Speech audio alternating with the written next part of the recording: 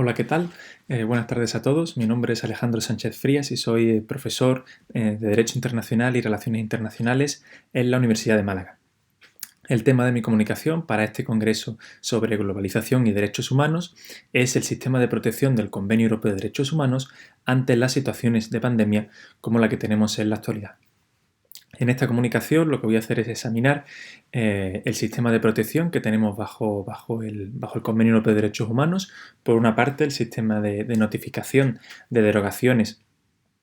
del Convenio Europeo de Derechos Humanos y por otra parte el control que realiza el Tribunal Europeo de Derechos Humanos sobre medidas que, como las que estamos viendo en la actualidad, están tomando los Estados a la hora de enfrentarse a una situación de pandemia y que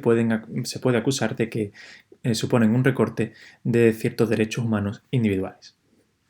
Bien, empezando por esa primera parte, estas situaciones excepcionales, como la que vivimos en la actualidad, pues son recogidas en el artículo 15 del Convenio Europeo de Derechos Humanos, que te recoge que en caso de guerra o de otro peligro público que amenace la vida de la nación, cualquier alta parte contratante podrá tomar medidas que deroguen las obligaciones previstas en el presente convenio, en la estricta medida en que lo exija la situación y a condición de que tales medidas no estén en contradicción con las restantes obligaciones que dimanan del derecho internacional.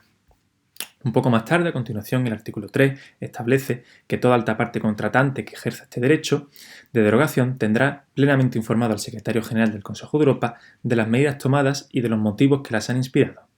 Deberán igualmente informar al Secretario General del Consejo de Europa de la fecha en que esas medidas ya han dejado de estar en vigor y las disposiciones del convenio que puedan tener aplicación. Bien, como hemos podido ver, ¿no? Este artículo ha sido utilizado por al menos 9 estados del Consejo de Europa hasta la fecha, que han notificado al secretario general que iban a ejercer ese derecho a la derogación y sobre todo en relación con una serie de obligaciones contenidas de protección de derechos humanos, ¿no? Que son las del artículo 5 del convenio, relativas al respeto a la vida privada y familiar por medidas de vigilancia, el artículo 11 de libertad de reunión y asociación, que también ha sido recortada en la situación del COVID-19, y también el derecho a la libertad de circulación, ¿no? Que tenemos en el artículo 2 del protocolo. Bien, con todas estas notificaciones, debemos tener en cuenta que son los estados los que unilateralmente deciden si derogan o no estas obligaciones del Convenio Europeo de Derechos Humanos. Pero esto no quiere decir que no esté sujeta esta derogación a ningún tipo de control.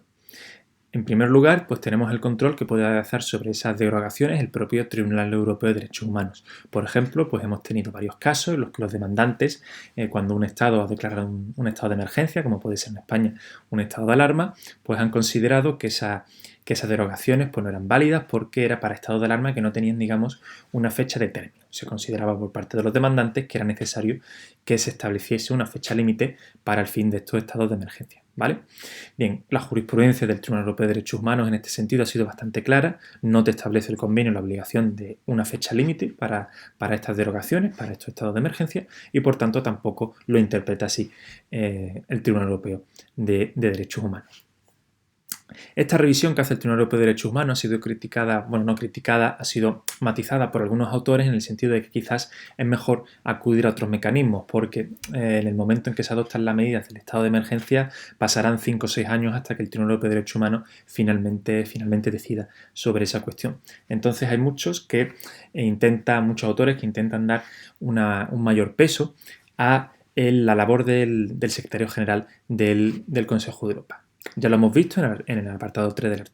artículo 15, que se da ese papel, digamos, recomendatorio del secretario general a los estados sobre cuáles son las medidas que se deben adoptar, el contenido, la compatibilidad que tienen con la protección de los derechos fundamentales. Y en este sentido, en el 2018 fue la propia Asamblea Parlamentaria, la del Consejo de Europa, en su resolución 2209, en la que se recomendaba en esta serie de situaciones al secretario general pues que tuviese un papel más activo en esta materia, que contactase con los estados, que les proporcionase información y que iniciase diálogos con ellos. Todo esto sobre la base del artículo 52 del Convenio Europeo de Derechos Humanos, cual te indica que a requerimiento del secretario general del Consejo de Europa, toda alta parte contratante suministrará las explicaciones pertinentes sobre la manera en que el derecho interno asegura la aplicación efectiva de las disposiciones de este convenio, del Convenio Europeo de Derechos Humanos. Eso es lo que se refiere, digamos, a esa a esa notificación de las derogaciones de las obligaciones que pueden hacer los Estados bajo el artículo 15 del convenio. La segunda parte que queremos ver era cómo controla el Tribunal Europeo de Derechos Humanos las medidas que se toman restrictivas de los derechos humanos en situaciones de emergencia. No ya las notificaciones de derogación, sino las propias medidas en sí que pueden adoptar los Estados. Normalmente, pues como estamos viendo en la actualidad, la mayoría de los Estados han tomado estas medidas, pero no han considerado necesario incluirlas en una derogación del Convenio Europeo de Derechos Humanos. Y aquí pues, podríamos distinguir pues, una aproximación sustantiva de una aproximación procesal de ese control de las medidas nacionales. En la aproximación sustantiva pues, examinamos pues, cuál es el contenido de las medidas y cuál es su compatibilidad en concreto con los derechos fundamentales. Desde este punto de vista sustantivo también se ha distinguido de alguna forma entre el derecho que tienen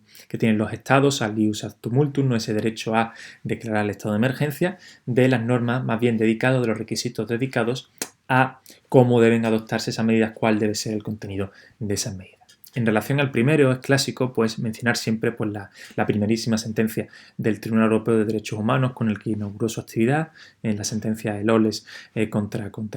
Irlanda, que es en materia de lucha contra el terrorismo, y en el cual pues, el tribunal estableció 4 requisitos básicos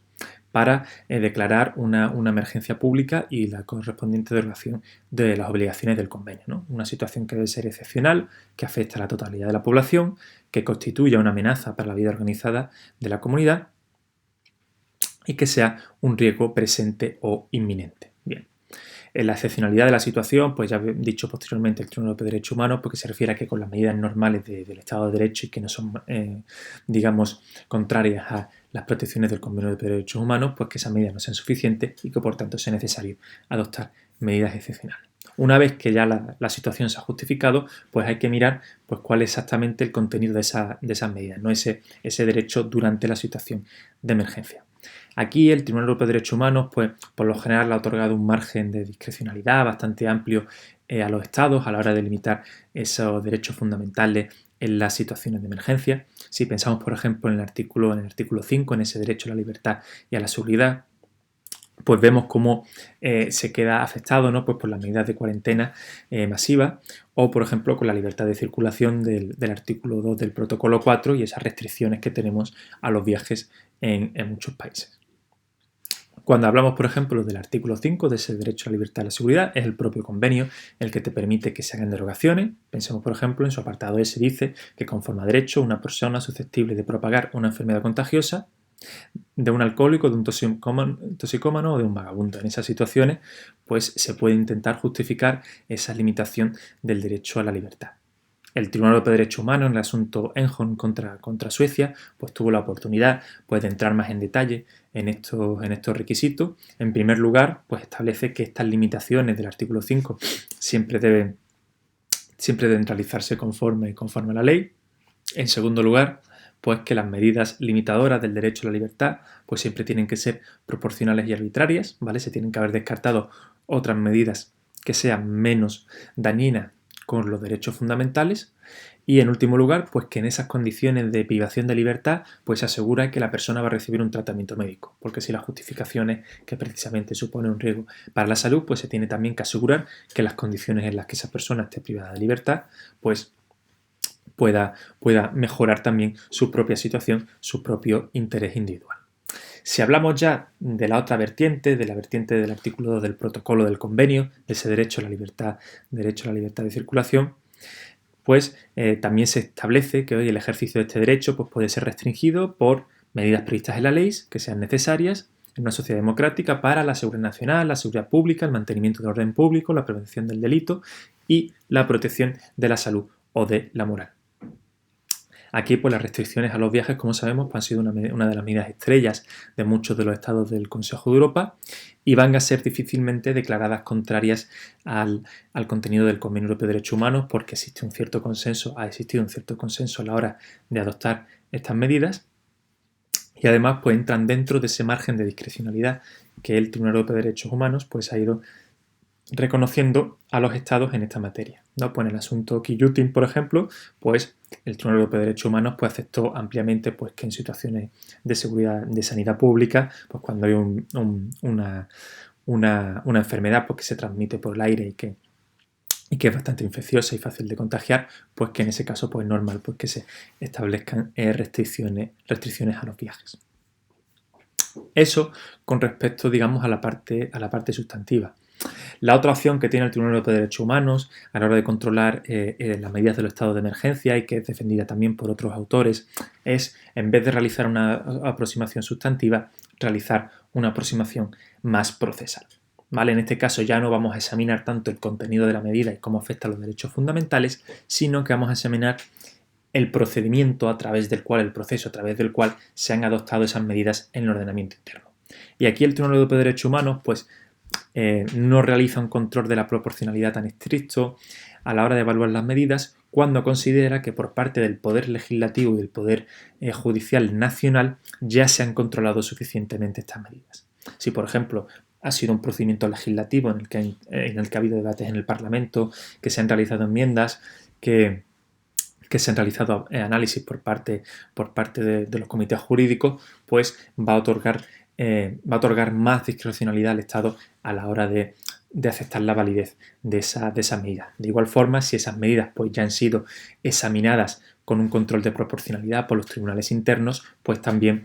dará un mayor margen de actuación a los estados a la hora de adoptar esas medidas. Lo encontramos en sentencias como Animal Defenders, relativo a la libertad de expresión en los anuncios publicitarios de pago, en el que pues, el Tribunal Europeo de Derechos Humanos valoró que estas medidas se hubiesen discutido suficientemente tanto en los tribunales ingleses como con la propia Cámara de los Lores británica. Y otros casos pues, en los que el Tribunal Europeo de Derechos Humanos pues, ha evaluado negativamente con esta aproximación procesal el procedimiento por el cual se habían adoptado las medidas, como por ejemplo en el caso de la restricción del derecho de voto de los prisioneros en las cárceles británicas, pues ahí el Tribunal Europeo de Derechos Humanos pues, valoró precisamente negativamente en esta aproximación procesal el hecho de que los tribunales ingleses no hubiesen examinado la proporcionalidad de esta medida y que además en el Parlamento británico pues tampoco hubiese habido prácticamente ningún debate al respecto. Bien, pues en esta situación